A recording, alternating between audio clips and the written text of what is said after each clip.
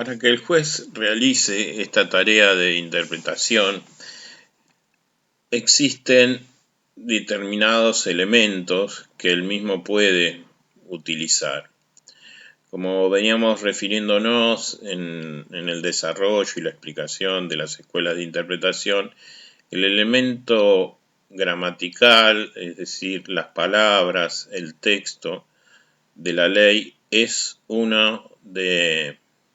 esos elementos más trascendentes.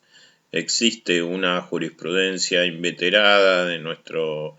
más alto tribunal de la nación, de la Corte Suprema, seguida por los tribunales superiores de las distintas provincias, en las cuales se desarrolla esa regla que el buen intérprete, debe comenzar siempre por la lectura y el entendimiento de las palabras utilizadas por el legislador. Esas palabras, de todas maneras, pueden tener o pueden ser utilizadas en un sentido técnico o en un sentido, no técnicamente típico, sino en un sentido, si se quiere, vulgar, o que no responde a las definiciones científicas o a las definiciones técnicas de una materia, ¿no? En algún caso hablábamos de esa referencia que todo el mundo hace, si una persona ha sido víctima de un robo y la palabra robo allí es utilizada como signo de, de que alguien ha sido desapropiado de un bien, más allá de la distinción que hace el Código Penal entre hurto y robo, en el cual el robo es, la apropiación del objeto mediante violencia, y el hurto es precisamente desapropiar a alguien sin que exista esa violencia.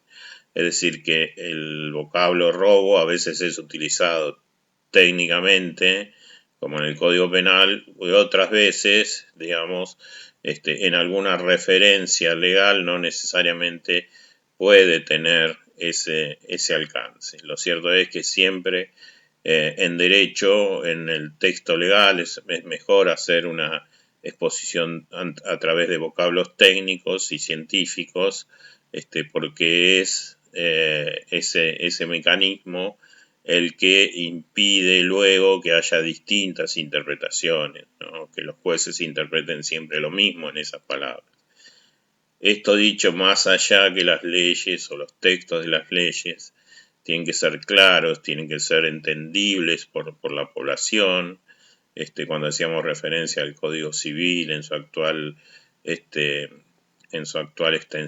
en su actual contenido, decíamos que una de las premisas que tuvieron en cuenta los autores que conformaron la comisión de reforma del código es la claridad en el texto para poder ser entendido por el hombre y la mujer media. Así como el elemento gramatical, la letra, el texto es importante, los autores refieren otros elementos que también resultan preponderantes. El elemento histórico, es decir, conocer las razones históricas, las razones por las cuales, tuvo origen la sanción de esa ley, cuáles fueron las características de los procesos históricos que motivaron el dictado de una norma. Es importante entender ese elemento porque así podemos comprender realmente cuál fue la intención del legislador al dictarla, qué conflictos quiso de alguna manera sanear que se daban en la sociedad de ese tiempo, para hacer jugar este elemento en particular, el elemento histórico. Siempre los autores aconsejan dirigirse a los documentos que existen en los distintos archivos sobre los textos originales y las reformas que fue sufriendo el proyecto original de una ley que luego va a terminar siendo sancionada por las distintas legislaturas y ver cómo ha sido ese proceso, ver las constancias documentales donde se puede obtener la opinión de los miembros informantes de los distintos proyectos, de las notas de elevación del Poder Ejecutivo, cuando el Poder Ejecutivo es el que eleva ese proyecto,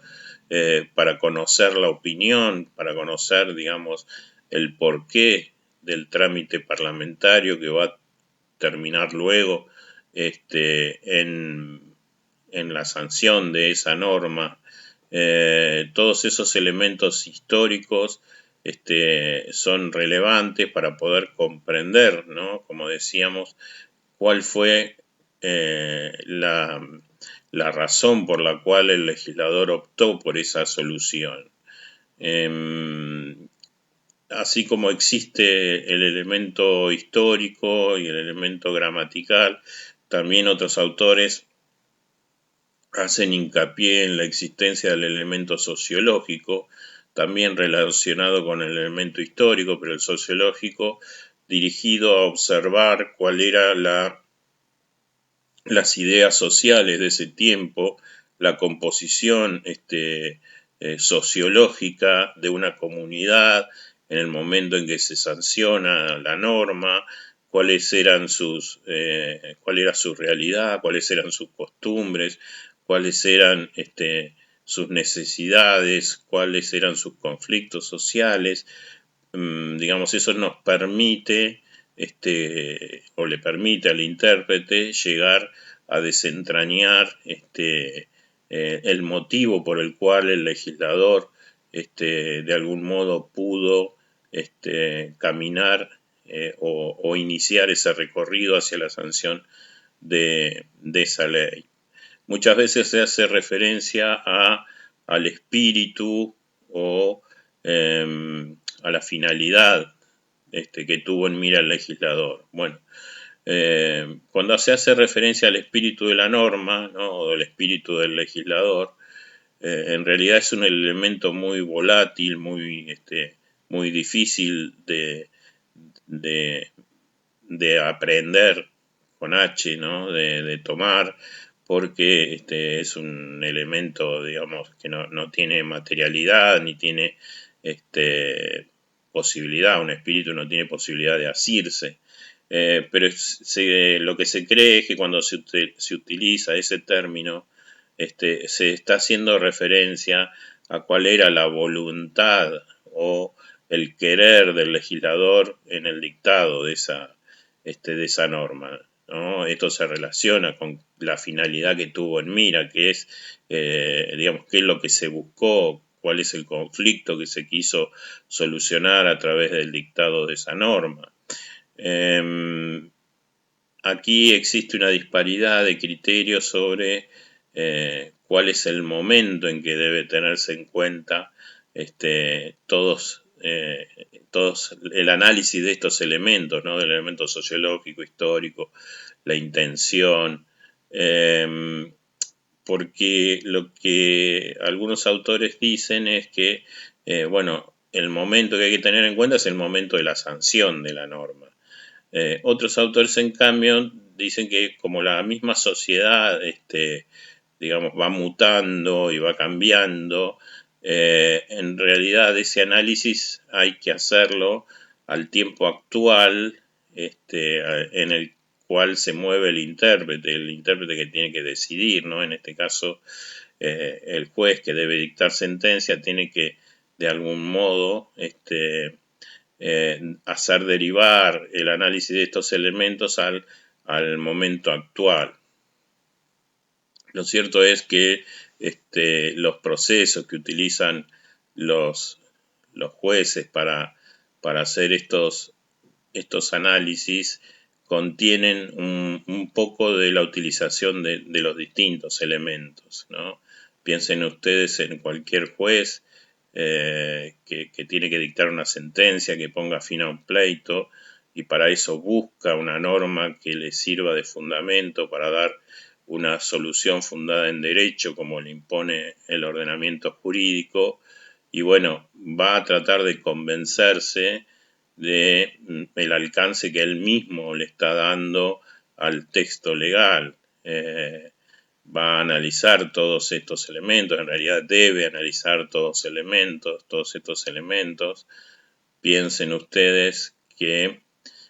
como vamos a ver luego, tanto en el artículo 15, como les decía, del antiguo Código Civil y Comercial de Vélez, que fue mantenido por la reforma de la ley 17711, y como dice ahora el actual artículo 3 del Código